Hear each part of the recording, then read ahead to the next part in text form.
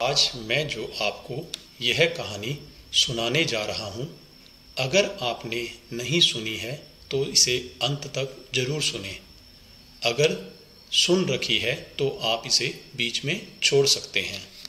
इस कहानी में अपने आप को शामिल करके देखें और सोचें कि अगर वहाँ आप होते तो क्या जवाब देते। कॉलेज में हैप्पी मैरिड लाइफ पर एक कार्यक्रम हो रहा था जिसमें कुछ शादीशुदा जोड़ा हिस्सा ले रहे थे। जिस समय प्रोफेसर मंच पर आए, उन्होंने नोट किया कि सभी पति पत्नी पर चुटकुले बनाकर हंस रहे थे। ये देखकर प्रोफेसर ने कहा कि चलो पहले हम एक गेम खेलते हैं, उसके बाद अपने विषय पर बात करेंगे। सभी बहुत खुश हो गए और कहा, कौन सा गेम प्रोफेसर? प्रोफेसर ने एक मैरिड लड़की को खड़ा किया और कहा कि तुम ब्लैक बोर्ड पर ऐसे 25-30 लोगों के नाम लिखो जो तुम्हें सबसे अधिक प्यारे हों।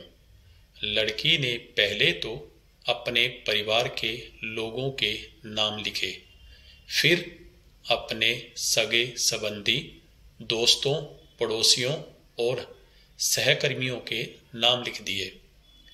अब प्रोफेसर ने कहा, उसमें से कोई भी जो आपको कम पसंद वाले 5 नाम है उनको मिटा दो। लड़की ने अपने सहकर्मियों के नाम मिटा दिए। प्रोफेसर ने कहा, और 5 नाम मिटा दो। लड़की ने थोड़ा सोचकर अपने पड़ोसियों के नाम मिटा दिए। अब प्रोफेसर ने कहा, और 10 नाम मिटा दो। लड़की ने अपने सगे संबंधी और दोस्तों के नाम मिटा दिए। अब बोर्ड पर सिर्फ 4 नाम बचे थे, जो उसके मम्मी पापा, पति और उसके बेटे का नाम था। अब प्रोफेसर ने कहा, इसमें से 2 नाम और मिटा दो। लड़की थोड़ी असमंजस में पड़ गई। बहुत सोचने के बाद, बहुत दुखी होते हुए उसने अपने मम्मी पापा का नाम मिटा दिया। सभी लोग घबराए हुए और शांत थे, क्योंकि वे जानते थे कि यह गेम सिर्फ वो लड़की नहीं खेल रही थी। उनके दिमाग में भी यही सब चल रहा था। अब सिर्फ 2 ही नाम बचे थे, पति और बेटे का। प्रोफेसर ने कहा, एक नाम और मिटा दो।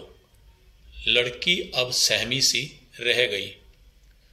बहुत सोचने के बाद रोते हुए अपने बेटे का नाम मिटा दिया। प्रोफेसर ने उस लड़की से कहा, तुम अपनी जगह पर जाकर बैठ जाओ। और प्रोफेसर ने सब तरफ गौर से देखा और पूछा, क्या कोई बता सकता है कि ऐसा क्या हुआ कि सिर्फ पति का नाम ही बोर्ड पर रह गया? कोई जवाब नहीं दे पाया। सभी मुंह लटकाकर बैठे थे। प्रोफेसर ने फिर उस लड़की को खड़ा किया और कहा, ऐसा क्यों? जिसने तुम्हें जन्म दिया और पाल पोस कर इतना बड़ा किया, उसका नाम तुमने मिटा दिया। और तो और, तुमने अपनी कोख से जिस बच्चे को जन्म दिया, उसका नाम भी तुमने मिटा दिया। लड़की ने जवाब दिया कि अब मम्मी पापा बूढ़े हो चुके हैं और कुछ ही साल के बाद वो मुझे और इस दुनिया को शायद छोड़कर चले जाएंगे। मेरा बेटा जब बड़ा हो जाएगा तो जरूरी नहीं कि वो शादी के बाद मेरे साथ ही रहे, लेकिन मेरे पति जब तक मेरी जान में जान है, तब तक मेरा आधा शरीर बनकर मेरा साथ निभाएंगे। इसलिए मेरे लिए सबसे अजीज ही मेरे पति हैं। प्रोफेसर और बाकी स्टूडेंट ने तालियों की गूंज के साथ लड़की को सलामी दी। प्रोफेसर ने कहा, तुमने बिल्कुल सही कहा कि तुम और सभी के बिना रह सकती हो, पर अपने आधे अंग अर्थात अपने पति के बिना नहीं रह सकती। मजाक मस्ती तक तो ठीक है, पर हर इंसान का अपना जीवन साथी ही उसका सबसे ज्यादा अजीज होता है, जिंदगी के साथ भी और जिंदगी के बाद भी।